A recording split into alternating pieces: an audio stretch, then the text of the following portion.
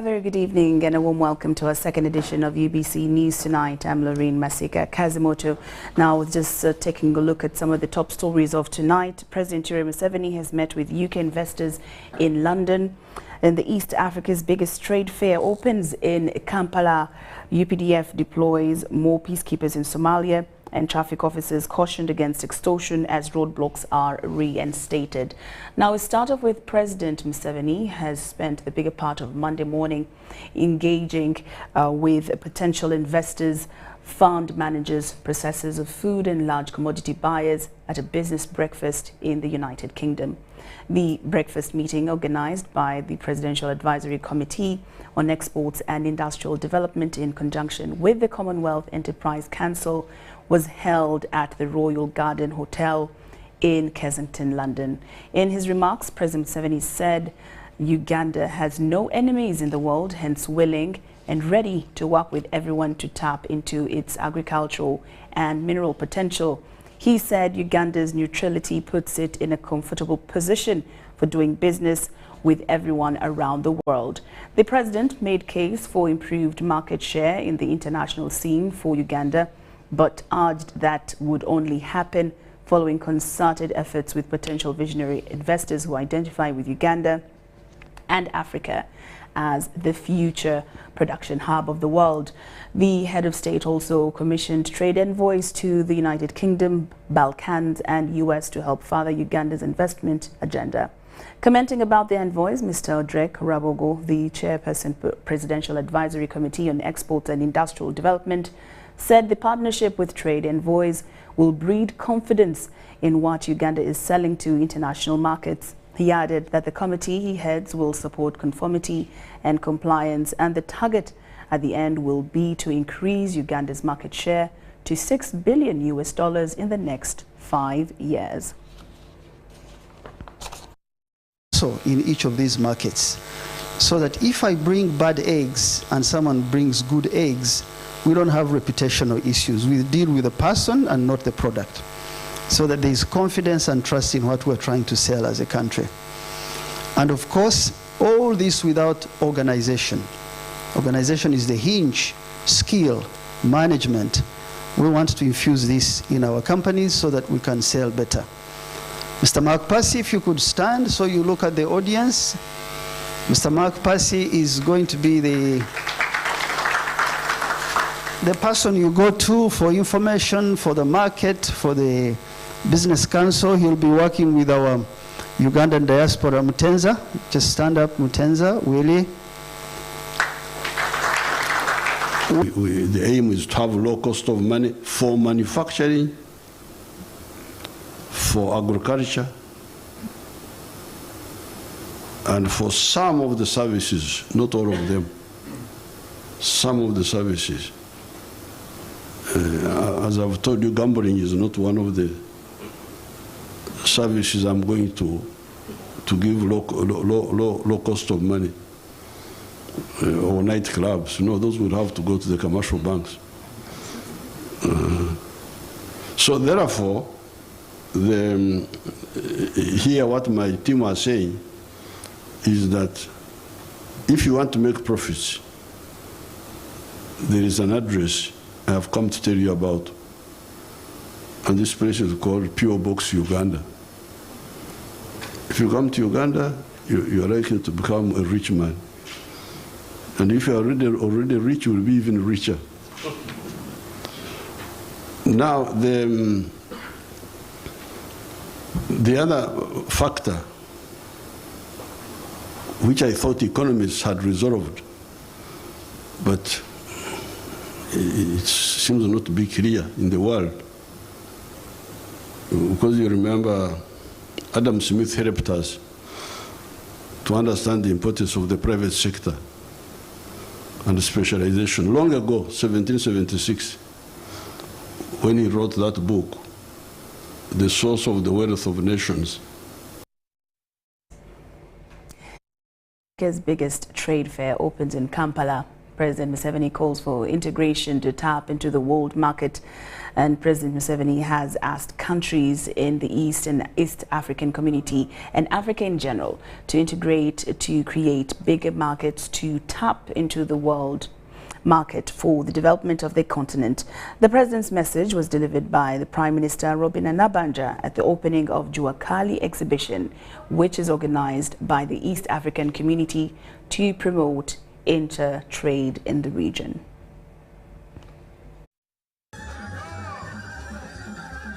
The president says that colonialists split Africa into small pockets of economies called sovereign countries by creating artificial borders. Museveni says that through these borders, Africans have continued to compete with each other over markets, creating tariffs and non-tariff barriers and all sorts of other obstacles between themselves. Distinguished guests present, exhibitors from the region, ladies and gentlemen, it's a pleasure for me to be part of this event, and above all, that Uganda is hosting this year's trade exhibition. I welcome all our visitors to Uganda and thank you for taking time to participate in the 22nd ESC Micro, Small and Medium Trade Fair. Thank you so much. He says that the ESC is now a 7-partner state strong regional bloc with a population of over 280 million, a GDP of $305 billion and a landmass of 4.8 million square kilometers. He says that the micro, small and medium enterprises contribute 60% of this GDP within the region. The trade fair, therefore, provides an opportunity for MSMEs in the East African Community Partner States to network, share innovations, support technology transfers, and discuss and find solutions to their common challenges. The theme for the trade fair, Buy East African, Build East Africa for resilient and economic development, is very appropriate to cause progress. The president says that at the 4th summit of the ESC, when the treaty establishing the East African community was signed, they took a decision to consistently hold these annual trade fairs on rotational basis in the partner states of East Africa. The rotation has seen the trade fair move from Tanzania, Kenya, Uganda, Rwanda, and Burundi. The ESC is the most robust regional bloc in Africa with a rapid growing membership. In 1999, the ESC comprised of only 3 countries, including Uganda, Kenya, and Tanzania, with a population of about 90 million. Today, they are 7 partner states, with the addition of Burundi and Rwanda in 2007, and most recently South Sudan and Democratic Republic of Congo, bringing the total population to over 300 million. Riziki Pembe Juma, the Minister of Community, Gender, Elder and Children from the United Republic of Tanzania, says that the joint trade fair is crucial in promoting innovation in the region. Mheshimiwa Rais wa Jamhuri ya Uganda, Mheshimiwa mzee wetu Yoweri Museveni, sisi wa Tanzania tunamwambia kwamba ushirikiano ambao tuonesha ni fahari sana kwetu na kwa jumuiya nzima ya Afrika Mashariki. The Minister for Science, Technology and Innovation, Dr. Monica Msenero, says that Juakali innovators are key in the mobility ecosystem to help them appreciate the journey from idea to a profitable enterprise. This trade fair is thus part of our effort to advance the commitment of recognizing regional competences of traders and artisans for wider opportunities. The establishment of the African Continental Free Trade Area is also a huge opportunity to boost Pan-African trade as well as strengthen regional value chains. The ACFTA will increase the market size to 1.4 billion, representing 16.72% of the world population. The theme of the trade fair, Buy East African, Build East Africa for Resilience and Economic Development, is very appropriate to cause progress. The trade fair will run until the 18th of December 2022 at Kololo Independence Grounds. President Yoweri Museveni has directed the reinstatement of roadblocks on the major highways, owing this to increasing criminality. Police spokesperson Fred Enanga has confirmed the presidential directive to the police institution, as this is another mechanism of trailing criminality. This was at the Security Weekly media brief at the police headquarters in Naguru. The Inspector General Police, John Matinzoko Thochola, under the guidance of the President, Yoweri Museveni, has directed all territorial commanders to reinstate roadblocks. Ensure all major roads and highways are safe, and use the checkpoints to arrest traffic violators, child traffickers, robbers, and other violent criminals, especially. This comes a few weeks after the President directed the removal of these roadblocks. During the period that the roadblocks were removed, it was observed that the virtue had given leeway to wrong elements and criminals to commit crime and escape, carry contraband and other stolen properties, including cattle. On the side of traffic, it had allowed for recklessness. Sporadic attacks on police posts are another reason for the reinstatement of these roadblocks for quick and guided trailing of criminals. We need us to remain vigilant for crime prevention, crime deterrence, and crime terror and counter-terror operations. You remember one of our checkpoints in Luwero was attacked, so they have been informed where it warrants defending themselves. They have been trained tactically to defend themselves. Security have also assessed the significance of Fika Salama in this festive season, and without these roadblocks and checkpoints, the public is exposed to reckless driving. Serious and fatal accidents, especially in dark spots, where the Fika Salama checkpoints have been removed. In view of this and the security for Christmas and the beginning of the year 2023 celebrations, we have reinstated roadblocks and checkpoints with immediate effect in dark spot areas and other areas that are guided by intelligence and traffic-related incidents. Roadblock rules are also cautioned on extortion and other corruption-related tendencies while on the road. Also, indiscipline of unnecessary arrests, vehicle impounds, extortion, and bribery are prohibited and punishable by law. So we encourage all motorists, passengers, and other road users to remain vigilant and also record any acts of indiscipline and professional misconduct that could be exhibited by officers. The roadblocks were removed from major highways due to the outcry of the business community about delays while moving merchandise to the market. The concern was mainly from the truck drivers moving goods across borders. Abdul Nasser Lubwama, UBC News.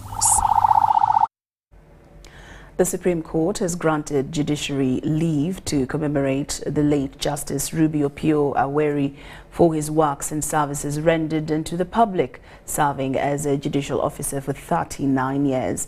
In the ruling delivered by the Chief Justice Alfonso Winyidolo, court allowed leave on grounds that the late Justice Rubio Pio served the nation as a judiciary officer for almost 4 decades, and he served the country beyond self.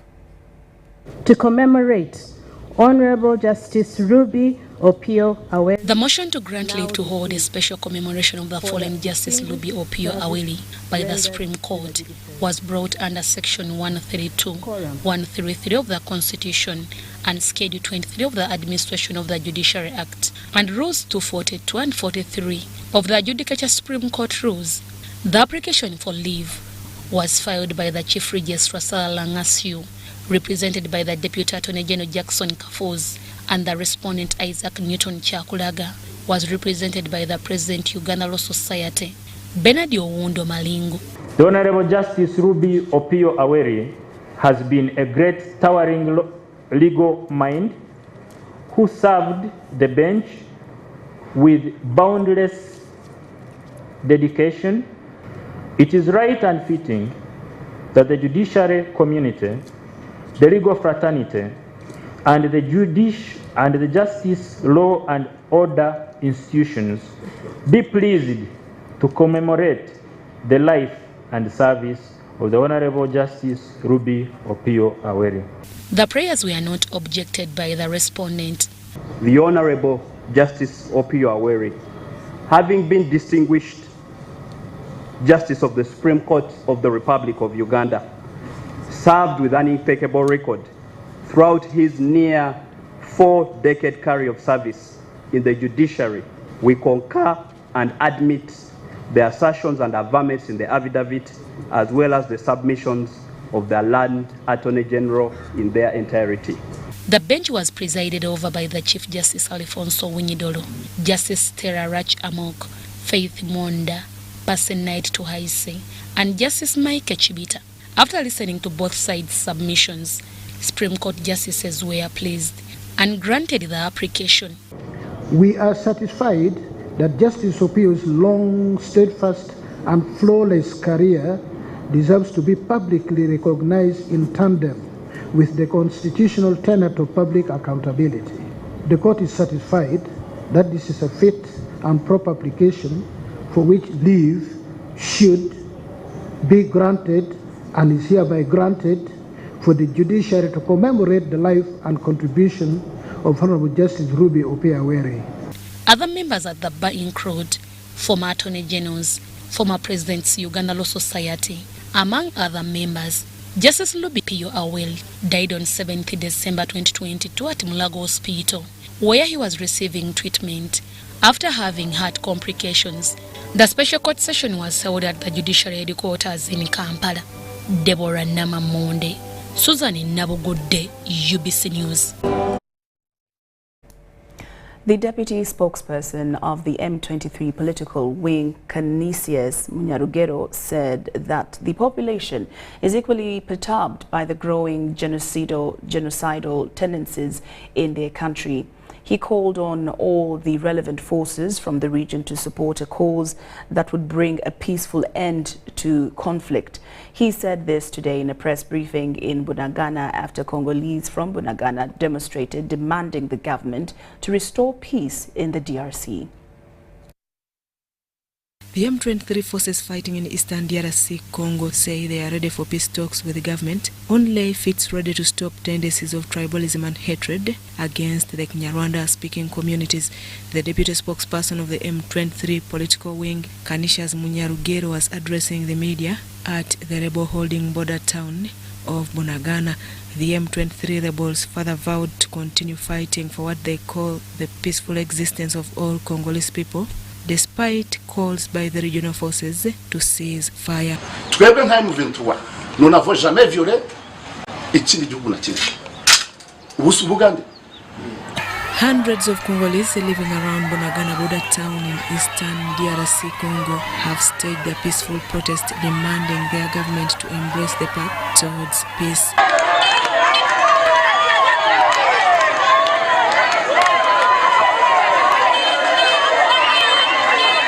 Protesters marched from Karambo town, about 4 kilometers from Bunagana border, to the immigration offices holding placards calling for a peaceful end of war.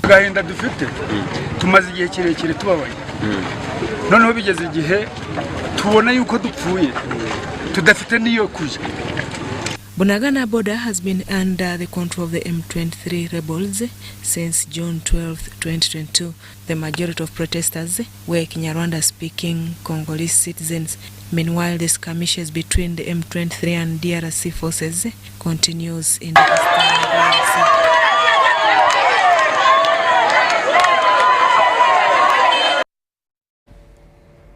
UBC News Tonight takes a very short break, but we return after this break.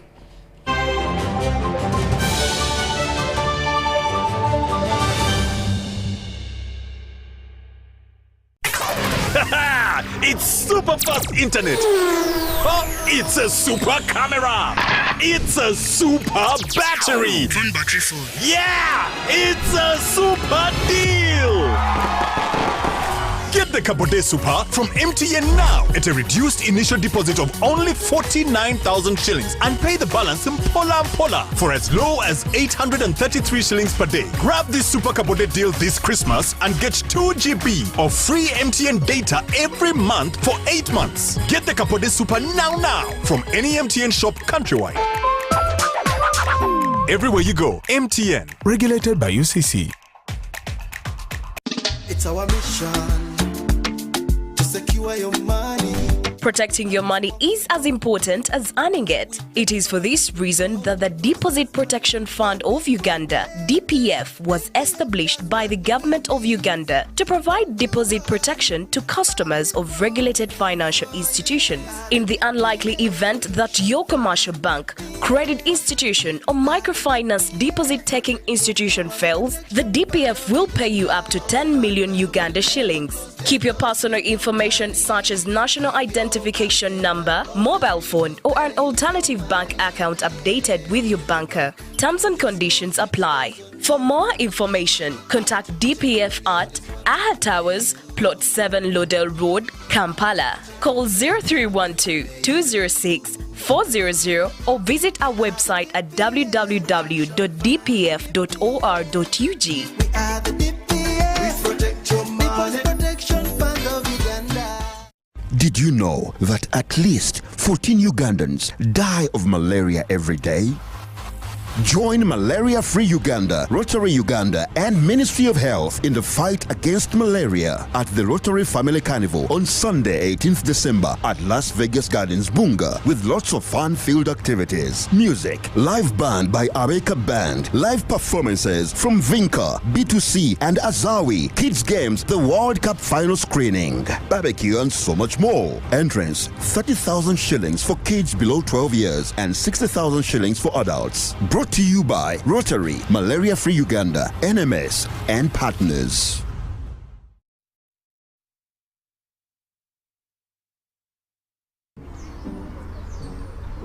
Paying for groceries the old way. 3, 4, yeah.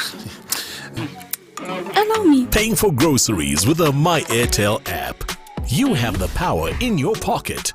The power to conveniently pay for goods and services. Unlock that power with the My Airtel app. Visit the App Store or Google Play now. That's my wife.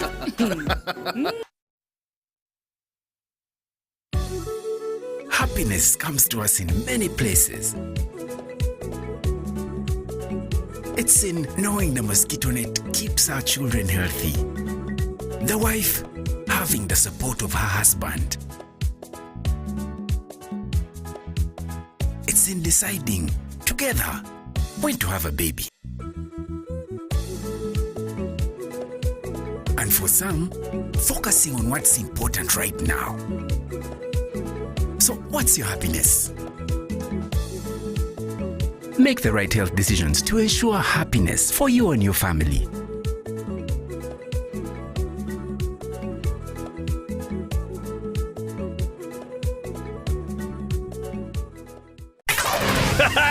It's super fast internet. Oh, it's a super camera.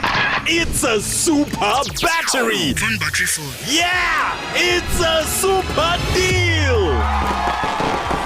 Get the Kabode Super from MTN now at a reduced initial deposit of only 49,000 shillings and pay the balance in Pola for as low as 833 shillings per day. Grab this Super Kabode deal this Christmas and get 2 GB of free MTN data every month for 8 months. Get the Kabode Super now from any MTN shop countrywide. Everywhere you go, MTN. Regulated by UCC. Did you know that at least 14 Ugandans die of malaria every day? Join Malaria-Free Uganda, Rotary Uganda, and Ministry of Health in the fight against malaria at the Rotary Family Carnival on Sunday, 18th December at Las Vegas Gardens, Bunga, with lots of fun-filled activities. Music, live band by Areka Band, live performances from Vinca, B2C, and Azawi, kids games, the World Cup final screening, barbecue, and so much more. Entrance, 30,000 shillings for kids below 12 years and 60,000 shillings for adults. Brought to you by Rotary, Malaria Free Uganda, NMS, and partners.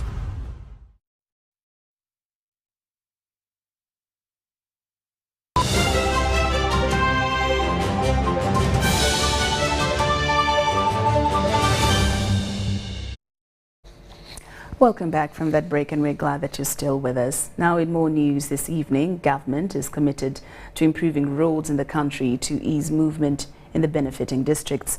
Most of these feeder roads connecting rural areas to the trunk roads are being supported through local governments. Take a look.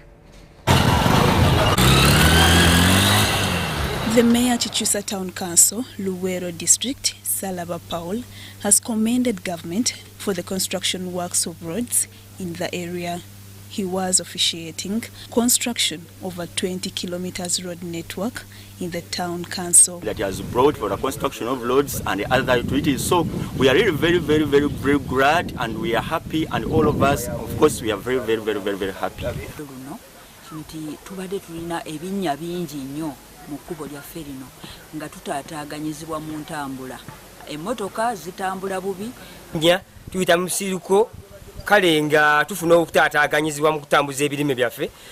Twebaza nnyo Meya waffe ono yak. Salabwa said communities living in the greater Luwero districts of Nakasongola, Luwero and Nakaseke are grateful to government for the reconstruction of roads in these areas, which expressed the NRL Liberation War in 1981 to 86.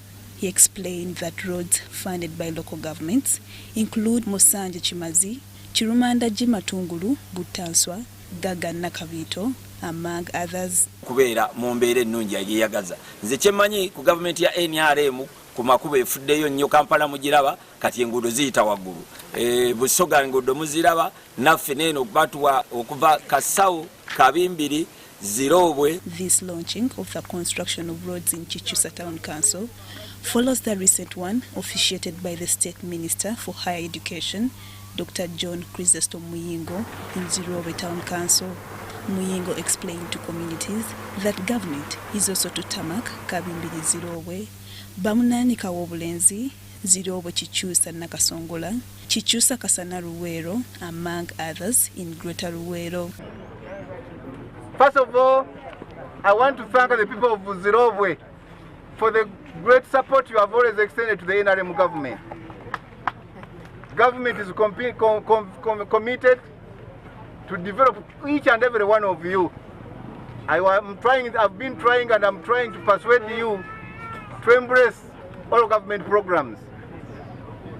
Those programs that are meant to develop each and every one of you. Government is helping us to maintain our road infrastructure. Chichusa Town Council leadership is constructing houses for health workers at Chirumandaji Health Center to help them avoid traveling long distances.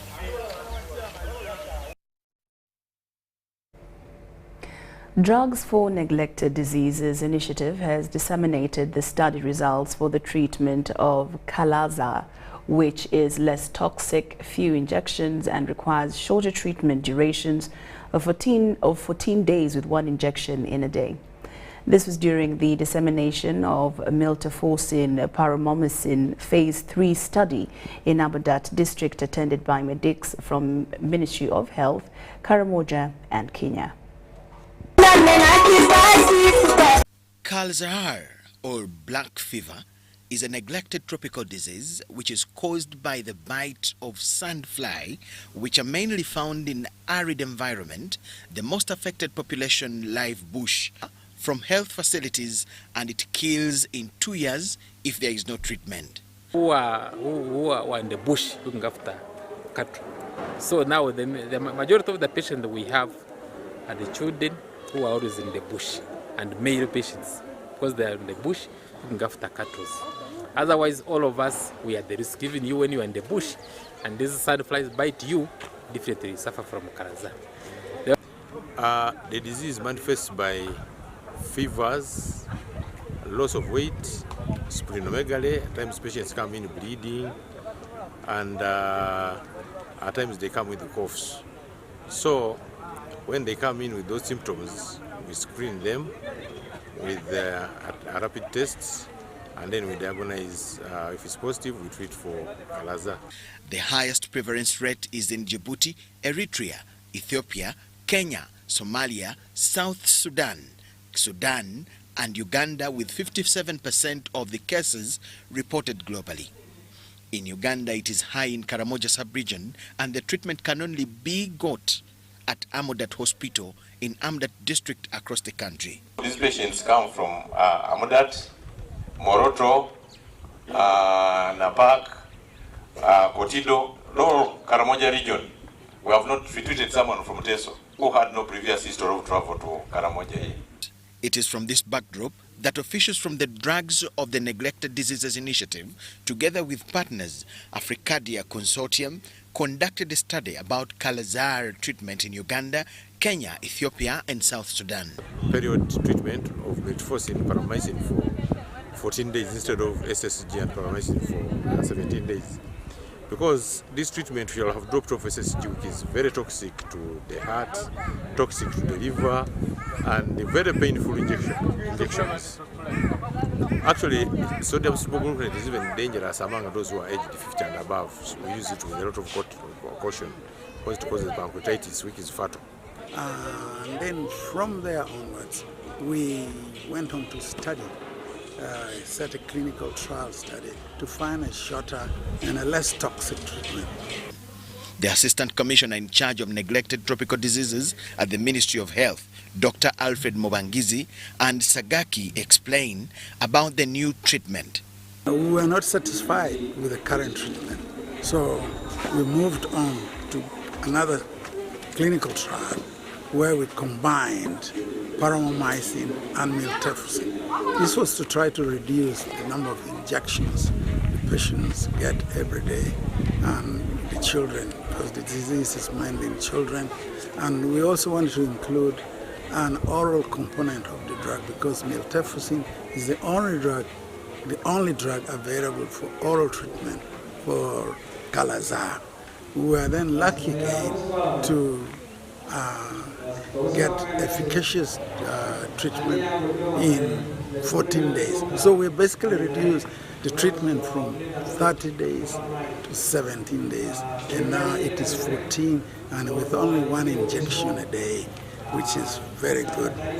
Injection per day for 14 days, and that's why we can advocate for that treatment, because it is efficacious, just like the other of double injection, and it has the same side effects we could expect from those drugs as a profile.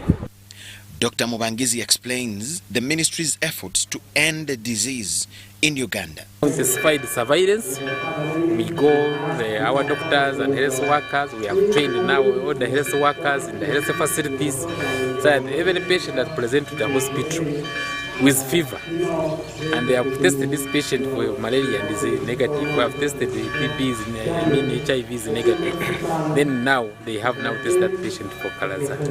And that's how now we have increased the number from 100 within a short time to 300, which means there are many patients there actually who have died because of Kala-azar, and they didn't know that. Medics say that there is urgent need for alternative treatments that are suitable to be used in remote areas. In Uganda, Kala-azar is only in Karamoja sub-region. Kala-azar is a slow-advancing and naturally occurring disease that is caused by the protozoan parasite of Leishmania genus. According to the Ministry of Health, there are 18 neglected tropical diseases in Uganda. Report compiled by Maureen Yeager for UBC TV News. A batch of MPs from Northern and West Nile region have attributed the delayed kickoff of regional industrial park projects to bureaucratic handpicking of investors whose credit worthiness is wanting. Erite County MP Jonathan Odo says the industrialization agenda, which is one of the long-awaited projects to spur job creation and end unemployment problem in northern Uganda, has failed to take off due to briefcase investors. Excellency, the President is very clear. We need to build 25 industrial parks a year for the next 5 years, 5 parks a year. At the beginning of 2021, Cabinet approved a resolution to have at least 25 industrial parks evenly distributed, set up and running in the 5 regions of Uganda over the next 5 years. To fulfill the decision, Uganda Investment Authority embarked on land immobilization with several hectares of land acquired in all regions in Uganda to achieve the objective, with a total of 12 square miles secured across the country. So we are in a situation of opportunity where market is no longer going to be a problem as long as we have these industrial parks, we have the infrastructure, and we have the skilled young people. 511 were acquired in Nebi district, 515 in Madiokolo, 1,244 in Yumbe, 500 acres in Padeo, 200 acres in Dokolo, 115 in Oyam, 300 in Lira, 25 acres in Imbarara, 128 in Isinjiro, 6 acres in Kabale, 203 in Rukunjiri, 620 in Chisoro, 502 in Kabarole, 640 in Nakasongola, 636 in Kamuli, and 500 acres in Soroti. We identified the land in Iganga district for industrial park. Unfortunately, up to now, government has not committed any finance to develop the area. Memoranda of understanding were signed with the different investors, both domestic and foreign, in collaboration with the different local governments to actualize the agenda. A memorandum of understanding was also signed with the National Enterprise Corporation (NEC) for the construction of all industrial parks at reduced costs and timely completion. Will be an industrial park run by NEC on behalf of Minister of Defense. However, the agenda experienced delays in some regions caused by delays in processing land titles by some local governments and handing over to the authority. When land is given to government, they give the land to government for the factory setup, and time will come when the government will change the uses of the land for something else. In Chisoro, the authority is yet to conclude the feasibility study as a requirement. The titles of the 620 acres of land were already handed over to the authority by Chisoro District Local Government. 620 acres right at the border of Congo, Rwanda. Very strategic. And the district has decided to give that for industrialization, give that for industrial park development. Accordingly, allocation of land to investors is primarily determined by the presence of raw materials and cheap labor rather than government influence. Any prudent investor would just think of the market, and any investor always, it's about numbers. So, is the investor targeting Kampala? When you talk of timber, when you talk of minerals, when you talk of the potential agriculture. However, a section of members of parliament from West Nile and Acholi sub-region have reservations on the alleged handpicking of investors that has allegedly slowed down the actualization of the setup of industries in the gazetted industrial parks to address the unemployment problem. What we see is instead handpicked investors being taken to particular regions. There is no proper framework in ensuring that there is fair and equitable investments all over the country. My people of Madiokoro, they have a problem. And I think I can go and look for a solution to solve the problem. But to reach that level, and there is a chance, it is possible, the MPs hold the view that action must be taken towards the implementation of government programs geared towards poverty alleviation. We thank government for this initiative of industrialization where we are having regional industrial parks. But the percentage of those unemployed likely to get employment opportunities, even in the industrial parks, is still low. The return on our investment as government is creating high quality jobs to our citizens. Offering of incentives to investors in form of tax holidays to a larger extent has demotivated local investors who claimed to be ignored. Imagining the focus that investment authority was putting on foreign investors, or with minimal attention to the local investors. The president guided us that we should invest give a lot of incentives. We give tax breaks, we give non-tax incentives to all these investors. Despite challenges at play, government through Ministry of Works is planning to construct roads running throughout all designated industrial parks across the country next year. Industrialists also want clear roads here, they want utilities here, they want internet cabling, they want a very functional eco-clean park, green park, so to say. So I believe that's an issue that will be sorted. At least 25 industrial parks are expected to be up and running by 2025 according to the Cabinet agenda on regional industrial park development. Susan Naonga reporting for UBC TV. Thank you, Susan. Now, over 318 medical practitioners under their umbrella Uganda Protestant Medical Bureau have urged Ugandans to embrace community health insurance for quality health care. They made the remarks during their annual symposium to discuss issues around improving the delivery quality health care to the communities that they serve.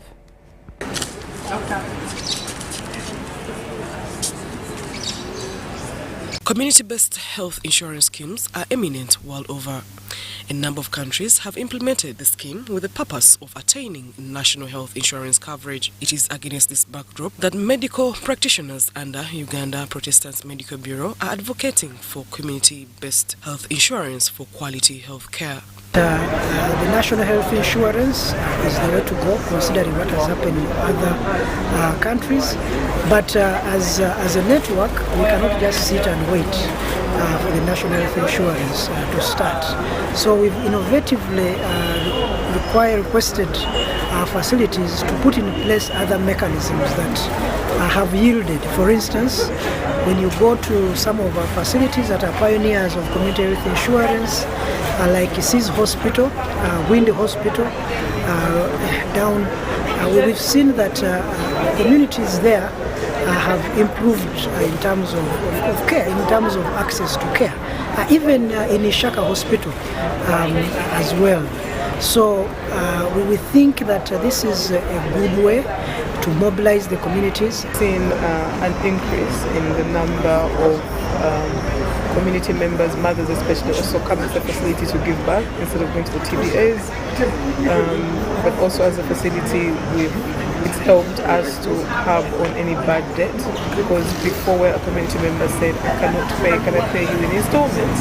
Now they're able to pay because the community health insurance scheme gives them a bit of a safety net that their health care is already been prepaid. Medics urge that abolition of user fees in government health facilities has not promoted equitable access to health care services in the country. As patients come with church family facilities, they should find a big difference between the health workers who work in the PNFP facilities as compared to those who work in the public. And the clients will be willing to pay for the service if there is better customer care.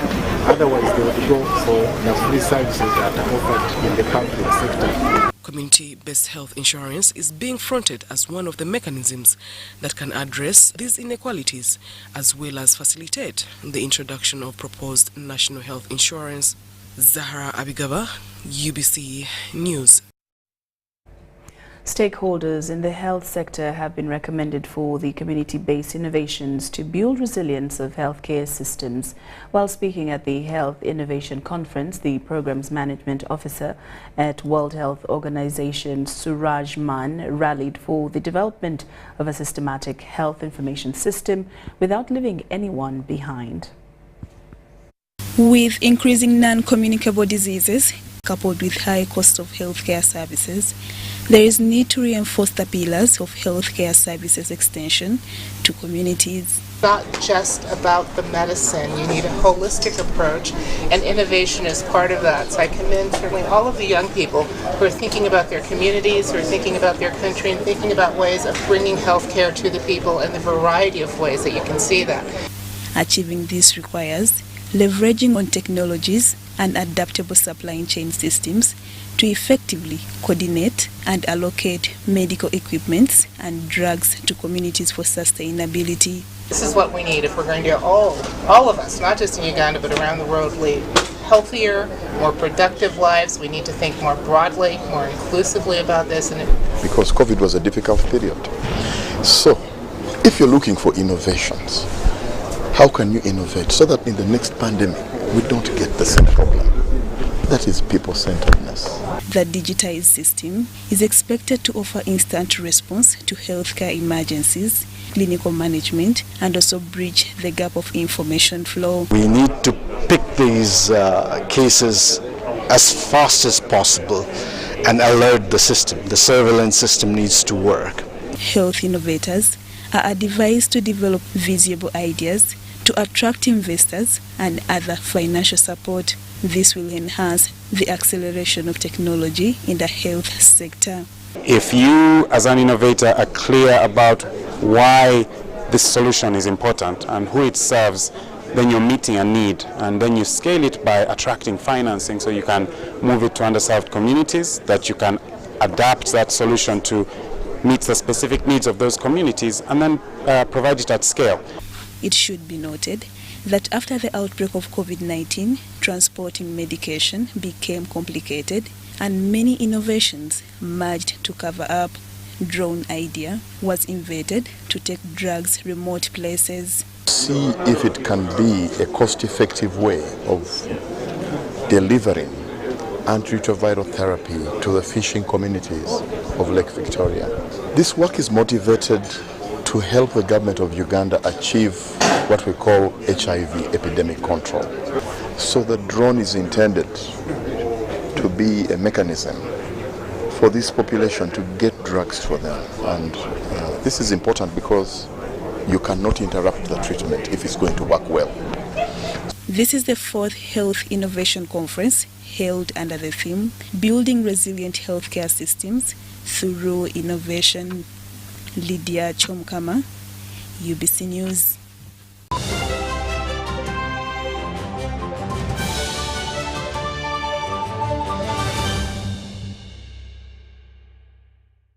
Did you know that a cashless, secure and convenient lifestyle is possible with Airtel Money Pay? Pay for your goods and services in the following simple steps.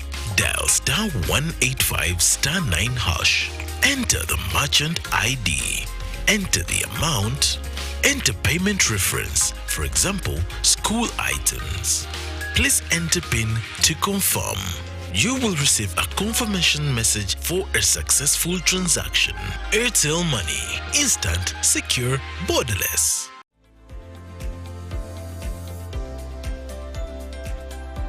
The dialogue is aimed at ensuring that, one, we assess how far we have come ever since we developed the equity plan. How far have we gone in as far as addressing the equity, human rights, and the gender-related barriers to access to services? How far are we? The second thing we want to do, we want to secure government commitment. Because without government commitment, whatever we do, we are doing it in the framework and with the support from government. This time round, we are not only emphasizing HIV, but we have brought on board malaria, we have brought on board tuberculosis. Our target as a country, as a nation, is to end the 3 diseases by 2030.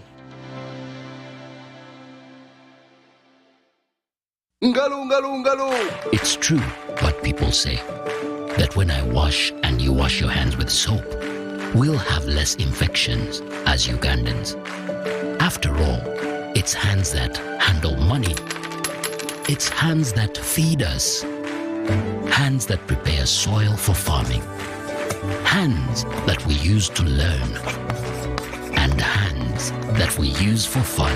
When I wash and you wash, it means clean hands for all. So, wash your hands with soap and clean water regularly to keep away infections and disease-causing germs. This message is from the National Hand Washing Secretariat with support from UNICEF.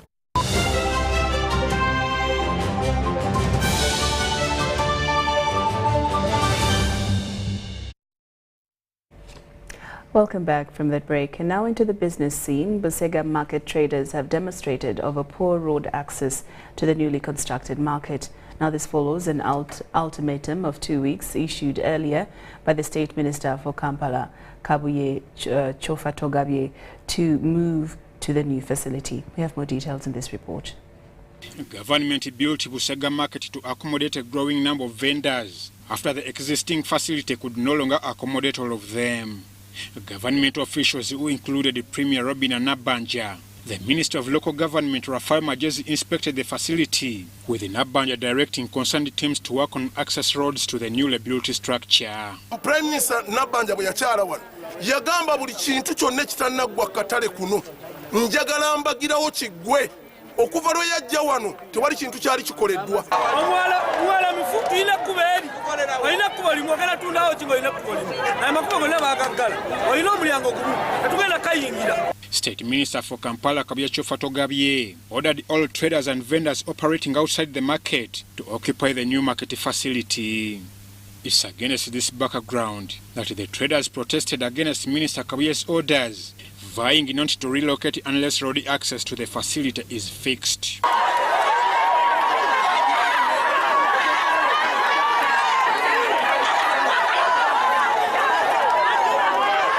Museveni wanaalemerera okubatiriza waneeno nga muwooza atuyambako naye oyo Nalwanga talina mudaala nikyomuwero talina mudaala batugamba tuyingire akatale kiki batwagaza. The road traders lay in the mud in the middle of the road next to the market.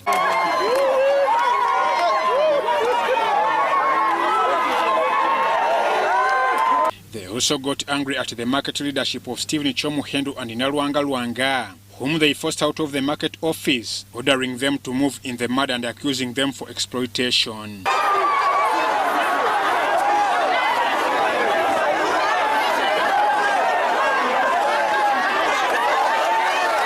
Security personnel was beefed up to tame any possible insecurity at the marketplace, coming down the road traders.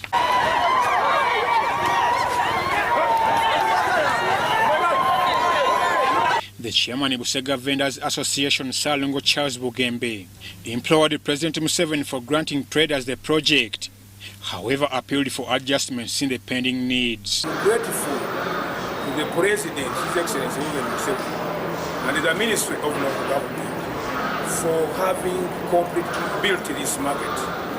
We are very grateful. But there are some aspects of this project that have not been looked into. For example, the accessibility of the market is challenging.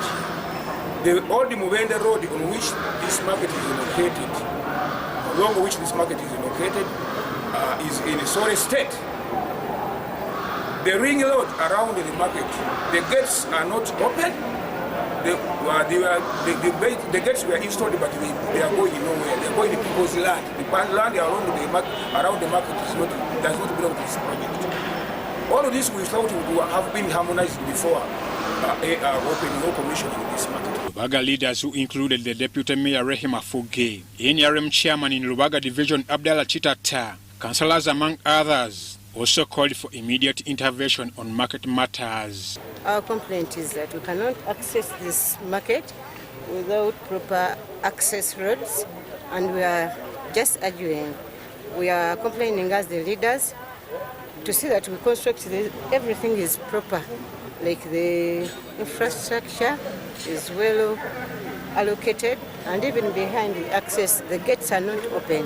Naye okusinziira ku contract eyasayiningidwa ffe aba KCCA egenda okukola enguudo zino, contract y'ennaku 9 zigenda kuggwako mu January batandika okukola enguudo.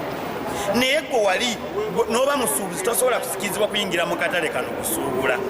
Otunuulira mu maaso g'akatale kano ke tuliko ak'e Busega tekayina lujja, tekayina kompaawo, emyala egyandibadde gizimbibwako nga n'emmotoka zisobola okuyita ku si mizimbe, toyireti sinkole bulungi, geeti sinkole bulungi. Mwaivan Juko for UBC News. Fish exporters want government to fast-track the signing of the China-Uganda export protocol to fully access Chinese market following a 98% tax exemption by the Chinese government. During a fish exhibition in Buikwe, Uganda fish processors and exporters disclosed that Uganda has potential to increase revenue from fish exports.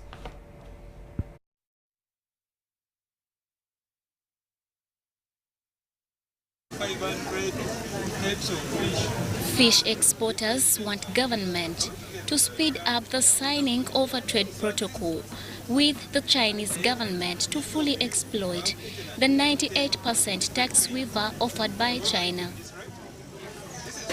The Chinese government offered tariffs of 98% of all importers from the 10 least developed countries, including Uganda, with Uganda already taking advantage of the European Union, Asia and Middle East market. We started doing because looking for an export market was targeted because we needed to earn foreign exchange for what? For the region. But needless to mention, the local market is already given. The operation of Chinese market has the potential to boost Uganda's export earnings.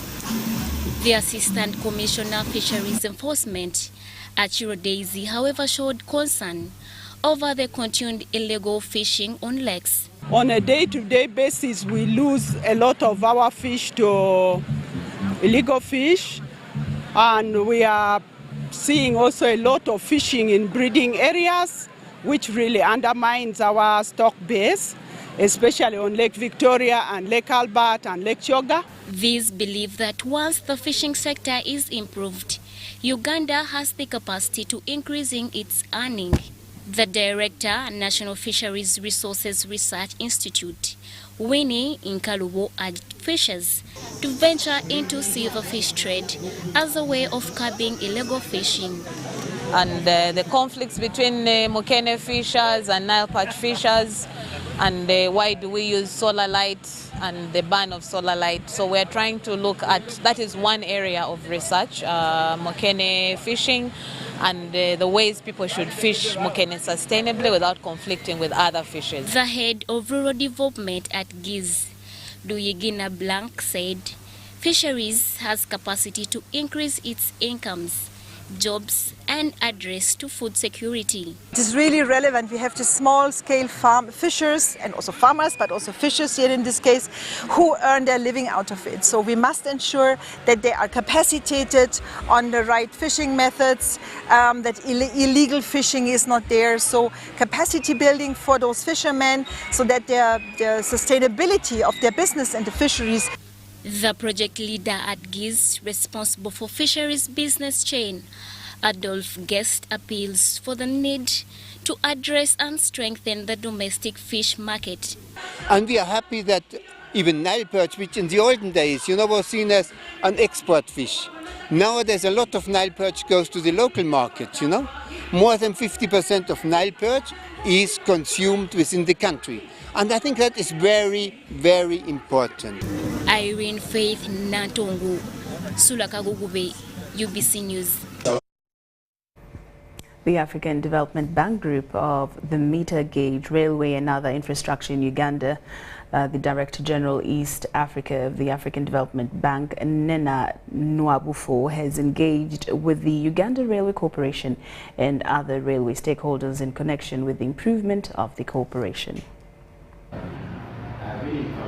An estimated 1.2 million Ugandans are expected to benefit from the meter gauge railway and other rail infrastructure projects, which is in line with Uganda's Vision 2040 national strategy and the East African Community Vision 2050 plan to transform East Africa into a globally competitive upper middle income region. The meter gauge railway track forms part of the East Africa Community Northern Corridor, which connects Uganda's capital Kampala with the coastal city of Mombasa in Kenya. According to Neema Nwabufo, the Director General, East Africa of of the African Development Bank, the board and the acting MD are showcasing the zeal and desire to work on this project. And as Africa Development Bank, only responsibility is to see this project succeeding. We need all of us working together to make sure that the approvals are received on time so that the project can move on time. As you can see, they've already started advanced procurement activities, and this shows that their desire is that things will move as quickly as possible.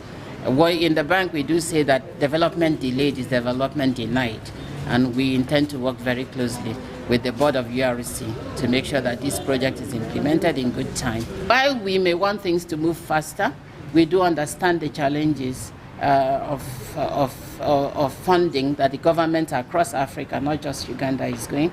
Our role is to engage with government to try and see how they can prioritize these expenditures within projects as much as is possible, as much as their budgets can support. And that is also why for this particular railway project, the bank decided to put aside some funding to pay for the initial costs of project-affected persons. That is also intended to give the government some time. The acting managing director of Uganda Railway Corporation, Stephen Wakasenza, said that currently the Uganda Railway Corporation manning is at 40%, which means they are not enough for the project. Every person in the organization is literally doing two jobs. So with this project coming on board and how big it is, we are going to call upon experienced former employees. They could be former managing directors who are knowledgeable, who have the experience in civil and mechanical, because there are three components, key components in this project. There is the civil, which is related to the permanent way. There is the mechanical, which is related to locomotives, wagons, and coaches, and the diesel multiple units. So we will bring them on to enforce the technical committee. But from 2018, government has invested close to 286 billion. And this discussion here shows that government is going to invest in the railway sector. Nearly 40% of the people to benefit from the project are women. This funding package includes loans and grants from Africa Development Bank, as well as its concessional lending window, the African Development Fund. Under the project, 265 kilometers of MGR track between Malaba and Mukono will be rehabilitated. This covers the line to the Jinja Pier and Fort Bell on Lake Victoria. Jamil Sekaja compiled the story. Coffee farmers in Rampara district are raising an appeal to the government for providence of inputs like fertilizers to help them benefit from commercial agriculture. They say this can better be done through savings groups like Rubingo Cooperative Society and also Bugamba Cooperative Society, which has enabled women progress from subsistence to commercial agriculture. We decided as the board sat and decided we should have seedlings to our farmers. We injected some money on seedlings, around 15 million. We bought seedlings and we supplied those seedlings to around 500 farmers. As per now, they have started harvesting. And last year, we acquired a machine of coffee factory from government under KAYIP program. And now, those farmers, they have started to bring their coffee to their factory. And as per now, the circle this year received a profit of around 50 million. If the government can give Gamba Coast circle funds for women, then women can get loan as income at low interest rate at least 1.5. And if they get loan at low interest rate, then many women will be developing.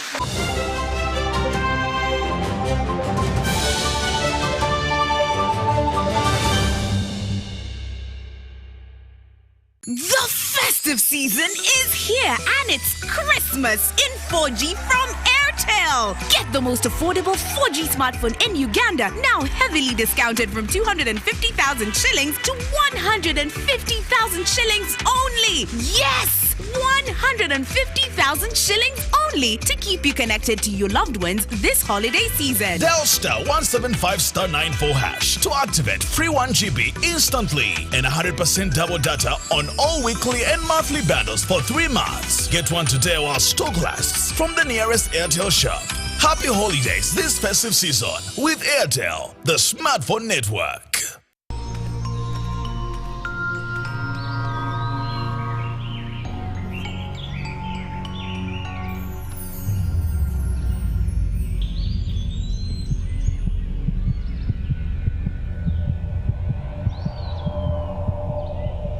We can't tolerate sexual harassment. Sexual harassment is unacceptable in our school. Because a good school equals a better life. Raising voices.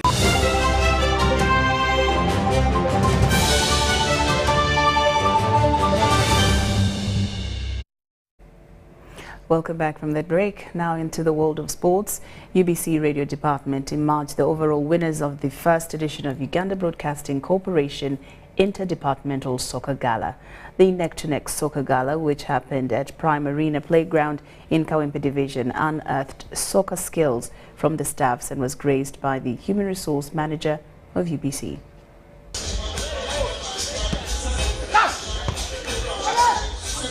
Every year shall be having the same kind of gala. Every year for all departments. We shall also involve up-country stations. How does such tournaments help the corporation? This is one of the activities that build teamwork. They build teamwork, they help staff to come together, to associate together, to interact and to know each other. That we continue with this spirit, with such competitions, to ensure that our staff are together, to ensure the health of our staff, and also to promote talent within the corporation.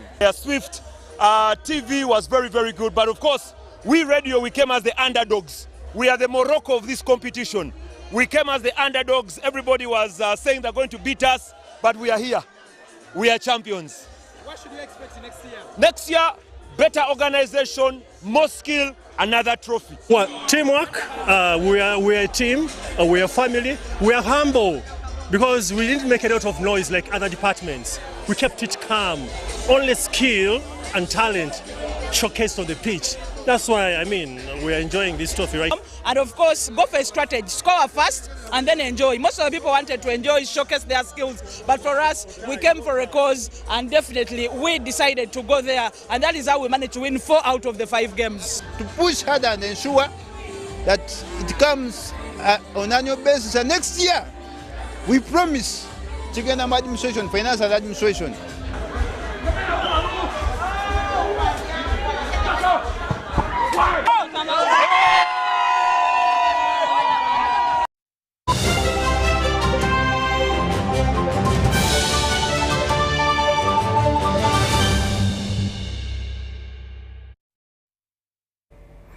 Well, that does it. UBC News Tonight has come to an end. Thank you so much for your company. Do join us, of course, for more of UBC's programming. I'm Lauryn Masika Kazimoto. Good night.